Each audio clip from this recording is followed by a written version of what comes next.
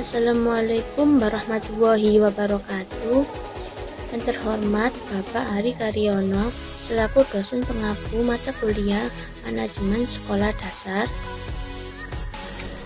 Kami dari kelompok 14 akan presentasikan hasil diskusi kami yang berjudul Manajemen Berbasis Sekolah. Sebelumnya, saya akan perkenalkan nama kelompok saya. Yang pertama, Andrea Putri Arsalna dengan NIM 208000087. Yang kedua, dengan saya sendiri Nuridaya dengan NIM 208000121. Pengertian manajemen berbasis sekolah. Istilah manajemen berbasis sekolah merupakan terjemahan dari School-Based Management. Istilah ini pertama kali muncul di Amerika Serikat ketika masyarakat mulai mempertanyakan relevansi pendidikan dengan tuntunan dan perkembangan masyarakat setempat.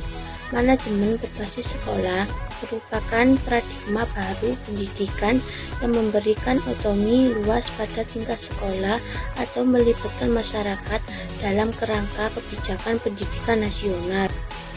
Tujuan manajemen berbasis sekolah. Manajemen berbasis sekolah yang ditandai dengan otonomi sekolah dan pelibatan masyarakat merupakan respon pemerintah terhadap gejala-gejala yang muncul di masyarakat. Tujuan untuk meningkatkan efisiensi, mutu, dan pemerataan pendidikan. Peningkatan efisiensi antara lain diperoleh melalui keleluasaan pengelolaan sumber daya, partisipasi masyarakat, dan penyederhanaan birokrasi. Sementara peningkatan mutu dapat diperoleh antara lain melalui partisipasi orang tua terhadap sekolah, fleksibilitas pengelolaan sekolah dan kelas, peningkatan profesionalisme guru dan kepala sekolah, berlakunya sistem insentif serta disinsentif. Peningkatan pemerataan antara lain diperoleh melalui peningkatan partisipasi masyarakat yang memungkinkan pemerintahan lebih berkonsentrasi pada kelompok tertentu. Kelebihan dan kekurangan manajemen berbasis sekolah. A. Memungkinkan individu-individu yang kompeten di sekolah untuk membuat keputusan yang akan meningkatkan pembelajaran. B. Memberikan seluruh komunitas sekolah suara dalam keputusan-keputusan penting. C. Fokus akuntabilitas pengambilan keputusan. D. Mengarah pada kreativitas yang lebih besar dalam perencanaan program sumber daya untuk mendukung tujuan yang dikembangkan di setiap sekolah. E. Meningkatkan penganggaran realistis sebagai orang tua dan guru menjadi lebih sadar akan status keuangan sekolah, batas pembelajaran, dan biaya dari program. Kekurangan manajemen berbasis sekolah. A. Tidak berminat untuk terlibat. Sebagian orang tidak menginginkan kerja tambahan selain pekerjaan yang sekarang mereka lakukan. B. Tidak efisien. Pengambilan keputusan yang dilakukan secara partisipatif ada kalanya menimbulkan frustasi dan seringkali lebih lamban dibandingkan dengan cara-cara yang otokratis. C. Pikiran kelompok. Setelah beberapa saat bersama para anggota dewan sekolah, kemungkinan besar akan semakin kohesif. D. Memerlukan pelatihan. Pihak-pihak yang berkepentingan kemungkinan besar sama sekali tidak tahu atau belum berpengalaman menerapkan model yang rumit dan partisipatif ini. E. Kebingungan atas peran dan tanggung jawab baru. Pihak-pihak yang terlibat kemungkinan besar telah sangat terkondisi dengan iklim kerja yang selama ini mereka geluti. Peran yang dilakukan kepala sekolah dalam manajemen berbasis sekolah. Yang pertama, kepala sekolah sebagai edukator atau pendidik.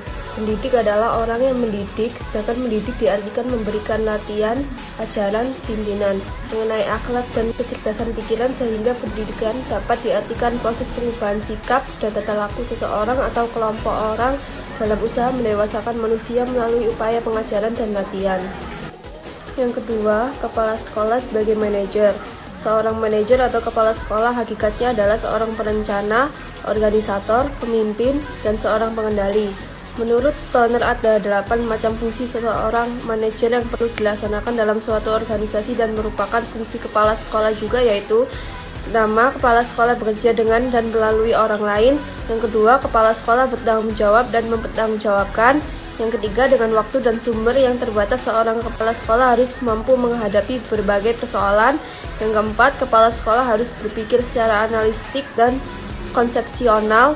Yang kelima, kepala sekolah sebagai juru penengah. Yang keenam, kepala sekolah sebagai politisi. Yang ketujuh, kepala sekolah adalah seorang diplomat. Yang kedelapan, kepala sekolah berfungsi sebagai pengambil keputusan yang sulit. Yang selanjutnya, kepala sekolah sebagai pemimpin.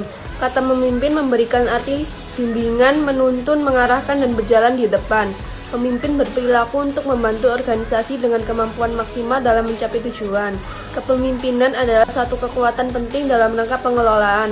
Oleh sebab itu, kemampuan memimpin secara efektif merupakan kunci untuk menjadi seorang manajer yang efektif. Esensi kepemimpinan adalah kepengikutan atau followership. Kemauan orang lain atau bawahan satu kekuatan penting dalam rangka pengelolaan. Oleh sebab itu, kemampuan memimpin secara efektif merupakan kunci untuk menjadi seorang manajer yang efektif. Esensi kepemimpinan adalah kepengikutan atau followership. Kemauan orang lain atau bawahan untuk mengikuti keinginan pemimpin, maka dengan kata lain, pemimpin tidak akan terbentuk tanpa bawahan. Yang keempat, kepala sekolah sebagai administrator. Menurut Gordon atau Sagala 2009, bagi kepala sekolah ada 3 alasan penting untuk mengetahui prinsip-prinsip dalam memberikan pelayanan pendidikan, yaitu kepala sekolah dapat mengembangkan rencana yang belum memiliki pola organisasi, mengevaluasi dan memperbaiki struktur organisasi, dan membuat rekomendasi dan mengevaluasi rencana struktur yang diusulkan. Semua prinsip dan program pelayanan diorganisasikan sehingga semua aktivitas dapat dilaksanakan secara efektif dan efisien dengan tujuan akhir membantu mencapai tujuan sekolah. Sebagai administrator juga kepala sekolah hendaknya dapat mengalokasikan anggaran yang memadai bagi upaya peningkatan kompetensi guru, yaitu dengan menghargai setiap guru yang berprestasi. Yang kelima, kepala sekolah sebagai supervisor. Secara spesifik, program supervise menurut Sestina atau Sagala 2009 meliputi membantu guru secara individual dan secara kelompok dalam memecahkan masalah pengajaran, mengkoordinasikan seluruh usaha pengajaran menjadi perilaku edukatif yang terintegrasi dengan baik, menyelenggarakan program latihan berkesinambungan bagi guru-guru, mengusahakan alat-alat yang bermutu dan mencukupi bagi pembelajaran, membangkitkan dan memotivasi kegairahan guru yang kuat untuk mencapai prestasi kerja yang maksimal, membangun hubungan yang baik dan kerjasama antara sekolah, lembaga sosial, dan instansi terkait serta masyarakat. Kesimpulannya yaitu tujuan manajemen berbasis sekolah adalah suatu bentuk manajemen di mana pemerintah memberikan otonomi atau tanggung jawab yang lebih besar kepada pihak sekolah untuk dapat merencanakan hingga mengelola kegiatan pendidikannya untuk meningkatkan kualitas pendidikan dengan melibatkan seluruh tenaga di sekolah sekaligus masyarakat sekitar secara mandiri dan terbuka. Sekian presentasi dari kelompok kami, kurang lebihnya mohon dimaafkan. Wassalamualaikum warahmatullahi wabarakatuh.